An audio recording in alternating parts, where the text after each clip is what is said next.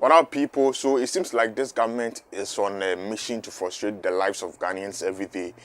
And the baton of misery, of frustration, of suffering seems to be in the hands of Ursula Owusu-ekuful, the Minister of Communication right now. Like running with it like Usain Bolt just to frustrate us. Because what is this nonsense? I have news for them. You have news for the Stubborn Academy. Okay. If by the end of August, they haven't registered their SIMs, they'll find that it's more expensive to use an unregistered SIM than it is to use a registered one. And they will begin to feel the pinch. Akin to what you were suggesting, there's some services that they can't access on their devices. And their top-ups will disappear much faster than for those of those who are using registered SIMs, and a few other measures that will be announced in due course. So they can keep being stubborn. So the first two is that limited also service. Keep doing our work.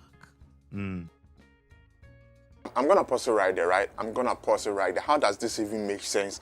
How is this not thievery? How is this not chrono? Wait, like yo. How is this not chrono? How in your chrono? Like you are the government, right? Even though you are frustrating us and you want us to register SIMs that has already been registered, and costing us productive time and people leaving their work to form queues and doesn't make any sense. You are still the government and you want to go ahead and ban people's SIM because they haven't re-registered it. Again, it's stupid, but go ahead and do it right. But what's this thing about people's top-ups disappearing faster? Does this even make sense? How does this even make sense? How is this not thievery? How is this not daylight robbery? So it's not enough that by the end of September, you are going to cut off our SIMs and we won't be able to use it again because people haven't registered their SIMs, right? But that month, 2 months time you've given people, that deadline you're giving people, barely 2 months, by half of it, you're going to start restricting people in the way of their top-ups disappearing faster. What else can it be called? What else can it be called?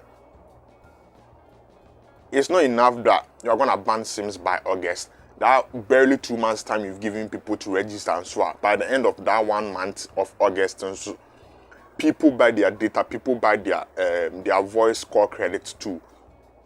The people top up, you are telling us that it's going to disappear faster than people who've registered it. How does this make sense? Which brings me to the whole SIM registration thing and the newfound method they've conjured up to sort of steal from Ghanaians even more. How does this make sense? Next steps. The SIM registration app will be available for download on both Android and iOS this week, barring any unforeseen circumstances. Each registration via the app will be subject to a 5 cedi surcharge. You will pay 5 cedis to register yourself on the SIM registration app. I'm surprised that, like you, what are people, journalists in this country even doing? You went to a press conference and one of the vital questions, well, maybe I haven't come across a video about it yet, which I doubt because I've been really looking hard. How does this even make sense? You're going to charge us 5 cedis to use an app, which we will download with our already bought data, which means double charge. Messed up, but okay, cool, right? I mean, even if you order something and you want it via delivery, it's going to have to cost you some extra money. So if that's what it takes for people to be able to register from their offices or from their homes without having to leave their jobs, their livelihoods, to go join queues for hours, day long, just get some SIM registered, 5 cedis is the price to pay, fine. But again, isn't there a question that journalists should have asked? And here it is. What happens to the biometrics? Because this Ghana card thing, we used our fingers on this biometric machine to capture our fingertips. To capture our biometric data, we use that same Ghana card to register for our numbers. You say it's not enough.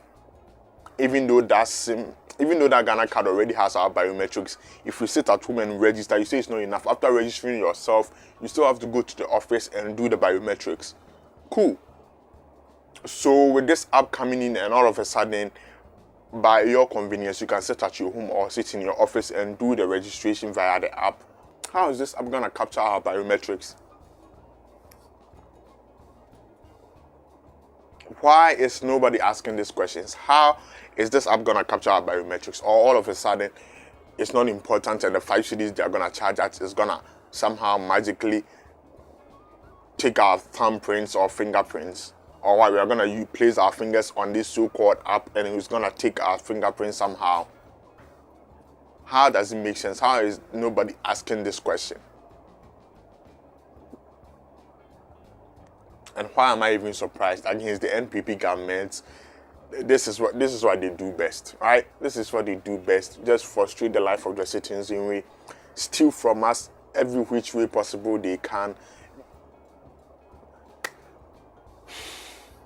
Leave a comment, leave a like, subscribe. Let me know what you think about this. Catch you later, because this ain't it.